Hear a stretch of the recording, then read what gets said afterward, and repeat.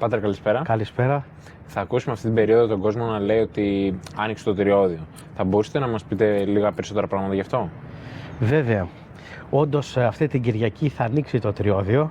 Τι σημαίνει άνοιξε το τριώδιο? Το τριώδιο είναι ένα βιβλίο της Εκκλησίας. Είναι ένα λειτουργικό βιβλίο της Εκκλησίας που θα ξεκινήσουμε να το χρησιμοποιούμε από αυτή την Κυριακή έως και το Μεγάλο Σάββατο.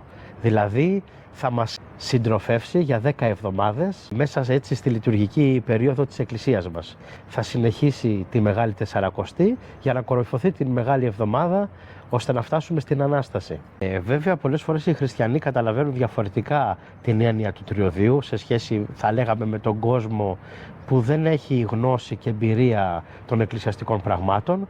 Για εμάς η περίοδος του τριωδίου είναι ακριβώς αντίθετη με τον τρόπο που κατανοείται από τους ανθρώπους εκτός της Εκκλησίας, δηλαδή, ενώ το τριώδιο συνδυάζεται με τις απόκριες, μια περίοδο έτσι ξεφαντώματος που ο καθένας μπορεί να υποκριθεί και να υποδηθεί κάτι φορώντας, θα λέγαμε, μία μάσκα.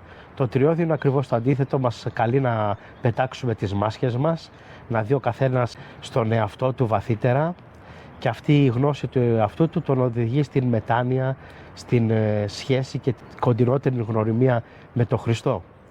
Νομίζω αυτό είναι και το βαθύτερο νόημα του τριωδίου.